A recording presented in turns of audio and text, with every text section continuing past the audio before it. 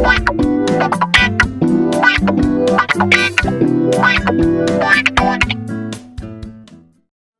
semuanya. Ya, gimana kabarnya hari ini?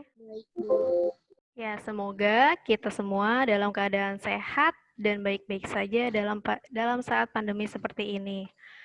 Sebelum kita mulai pada pelajaran kita hari ini, saya meminta Agnes untuk memimpin doa. Silakan Agnes.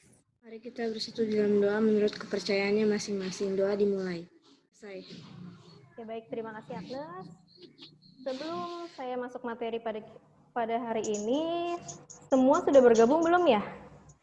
Kayaknya masih ada beberapa mungkin terkendala sinyal atau jaringan. Kita kali ini, saya akan membahas tentang pasar monopoli. Sebelum saya masuk dalam materi kita, saya mau bertanya dulu. Apa yang dimaksud dengan pasar sih? Tentunya kalian sudah tahu, sudah paham pasar itu seperti apa. Siapa yang tahu pasar itu apa? Pasar adalah tempat bertemunya penjual dan pembeli, Bu. Iya, jawabannya sudah bagus sekali. Sudah sering kalian mengunjungi pasar di daerah kalian sendiri. Baik, kita masuk dalam materi kita kali ini. Lihat ya, monopoli tentunya dalam pelajaran pengantar ekonomi dan bisnis. Dalam pasar monopoli terdapat kompetensi dasar yang harus dicapai, yaitu 3.6 mendeskripsikan pasar monopoli, monopolistik, dan oligopoli.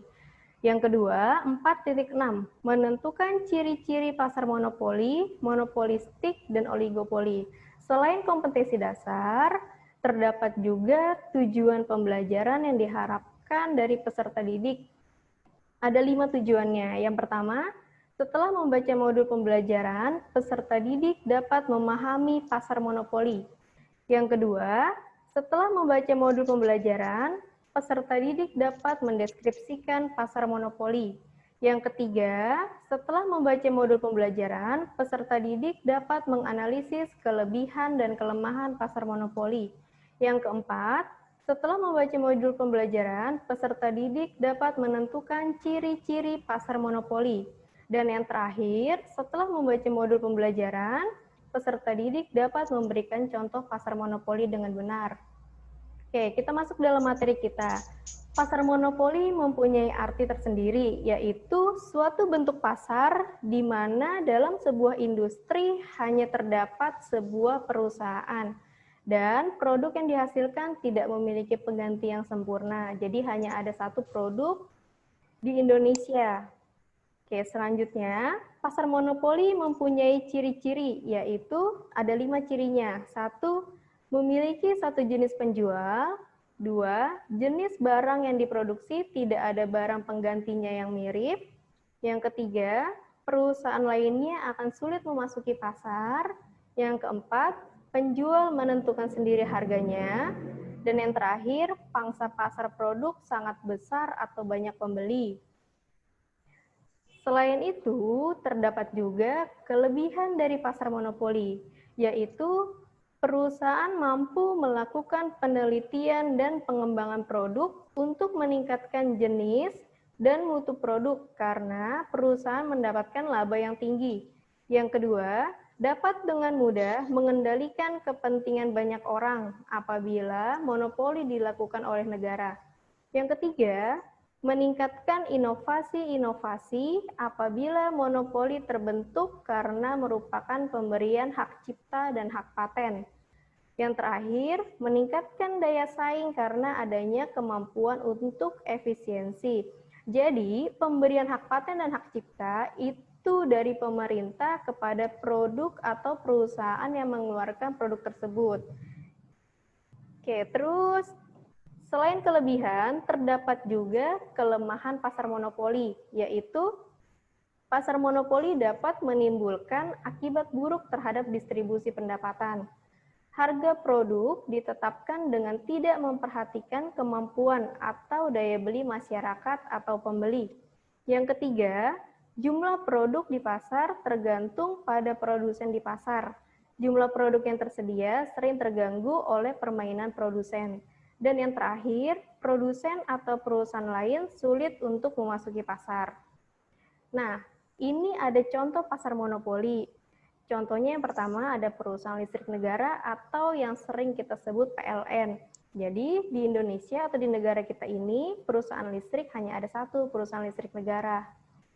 Selanjutnya contoh yang kedua, PT Kereta Api Indonesia untuk transportasi jarak jauh antar kota, antar provinsi. Mungkin kalian sering menggunakannya.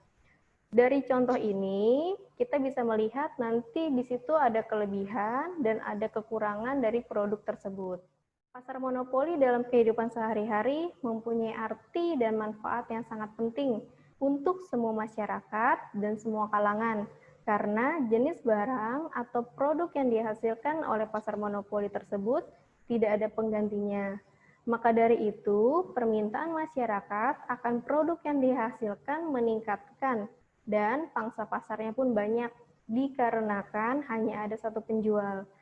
Di dalam pasar monopoli, perusahaan tersebut yang menentukan harga atau barang yang dihasilkan, tetapi tetap dalam campur tangan pemerintah supaya masyarakat tetap dapat menggunakan produk yang dihasilkan perusahaan tersebut dengan yang relatif masih bisa dijangkau oleh masyarakat.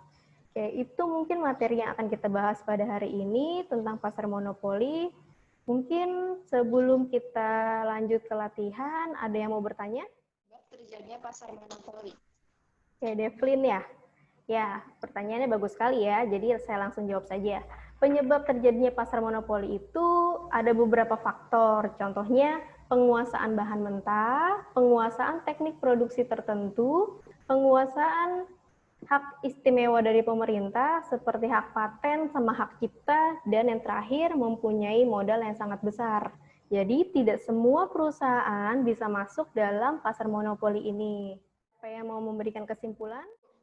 Oh iya Dev, silakan Dev. Pada materi ini saya mempelajari tentang pasar monopoli, ciri, kelebihan, dan kelemahan dari pasar monopoli.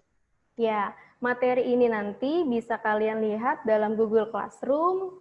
Tersedia juga ada handout-nya atau bahan ajar, terus juga ada lembar kerja peserta didik, sama evaluasi. Nanti di Google Classroom dibuka filenya tentang lembar kerja peserta didik pertama, tentang pasar monopoli.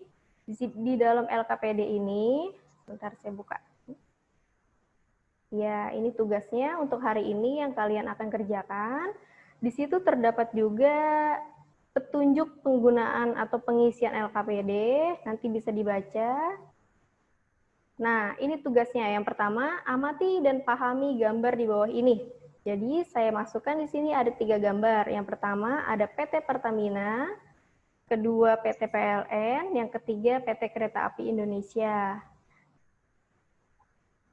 Nah, tugasnya, pilihlah satu jenis perusahaan yang kalian amati. Jadi, bebas tadi dari PT Pertamina, PLN, atau PT KAI. Itu terserah kalian. Kemudian, carilah referensi dari sumber lain, bisa dari buku atau dari internet, tentang perusahaan yang akan kalian amati. Yang ketiga, berilah kesimpulan terhadap perusahaan yang diamati. Nanti kalian isi dalam form yang sudah Ibu buat dalam Google Classroom. Seperti ini formnya. Apabila sudah, nanti dikirim kembali filenya atau bisa difotokan lembar jawab kalian dan kirim lagi ke dalam Google Classroom. Sudah paham? Paham, Bu. Ya, saya akhiri pembelajaran kita hari ini. Mari kita dulu berdoa. Silakan dipimpin Agnes. Kita bersatu dalam doa. Selesai. Ya, terima kasih Agnes. Jadi kita ketemu lagi pertemuan selanjutnya. Jangan lupa untuk selalu menjaga kesehatan dan kebersihan, jaga jarak, selalu pakai masker, salam sehat, dan tetap semangat. Terima kasih.